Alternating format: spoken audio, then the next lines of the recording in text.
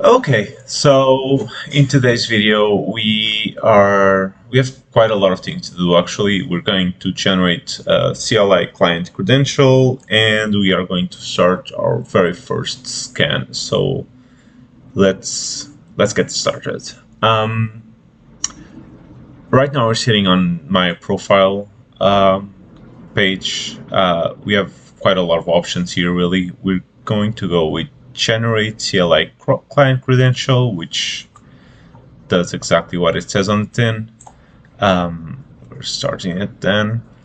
Cool. So it generated a new token for us. We're just going to activate it. And for now, let's just let it sit here. And let's actually move on to the scan itself. So currently I don't really have any hosts that I'm monitoring, I don't think. And we are going to change that and actually start monitoring. Let's actually start monitoring the founder's domain. LinkedIn Cloud, yeah. Oh, so I guess I was monitoring it before. Um, there we go. Yeah, so we can use this toggle to monitor whichever domain we want. I believe this domain is actually accepting of the scan. That's why we're using it right now. So let's start the scan by pressing scan now. And there we go.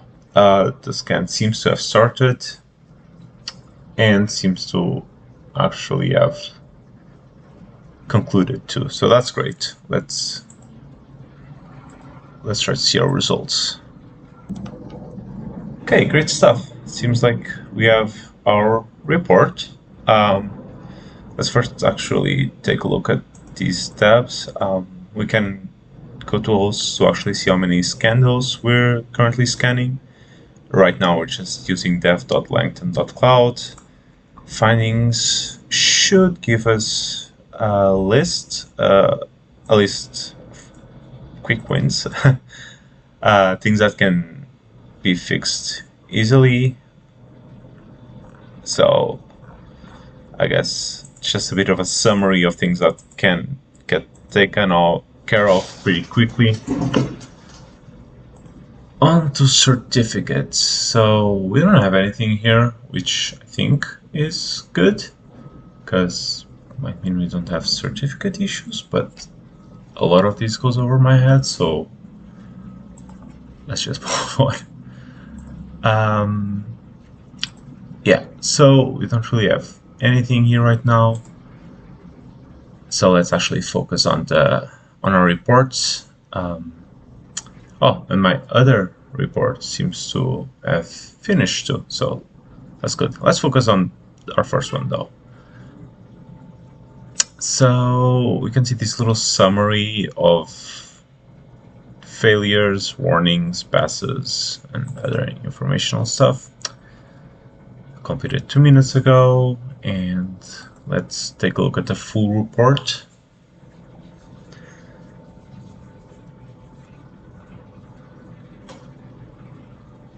Okay, so right off the bat, quite a lot of data here to parse. I am not a security expert or a security anything really, so a lot of this really goes over my head, but let's still investigate and see what we have here.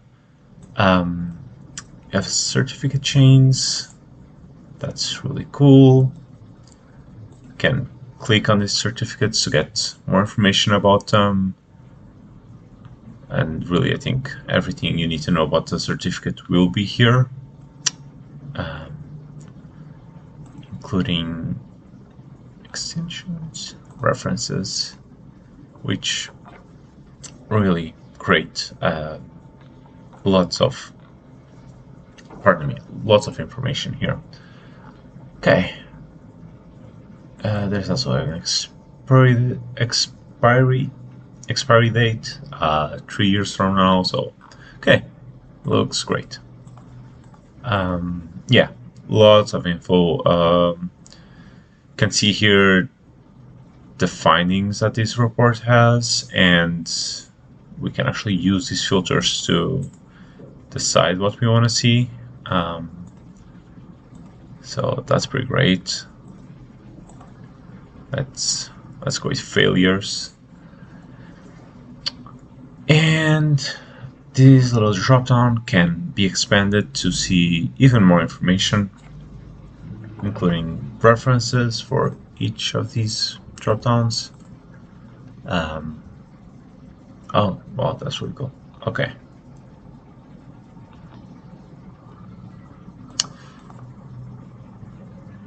So yeah, really quite a lot of stuff here, including a map of the threat vectors. All of it very interesting information that can be expanded on, and there we go, even more information here, and so forth.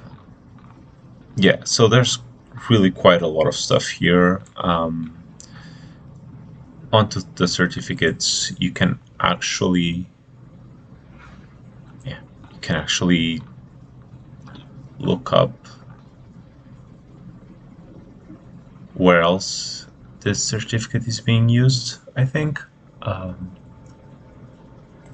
No, it seems like I'm not in the right place.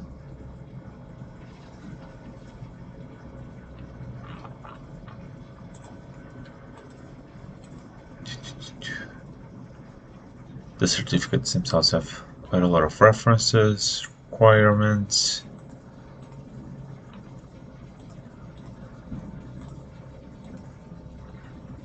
Okay, very cool. Let's see if how much is going to reports on your account. Okay, so I guess there's actually no reports to match there. Cool. This is a couple. I actually initiated quite a couple of reports accidentally, so we can look at those other reports and we'll see that the structure of the information is more or less the same.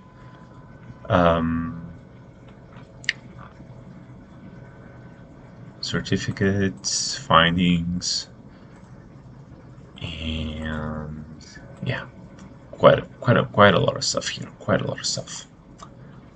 Okay, so this is just essentially how reports are created, and I think that's pretty much all that I can say about this, because someone with more security knowledge would be able to explain what every single little bit of information is and what it means. I'm not that person, but it's definitely fun to explore and see all of the things that come out of the woodwork. Yeah, so definitely the best experience here would be to try it for yourself and actually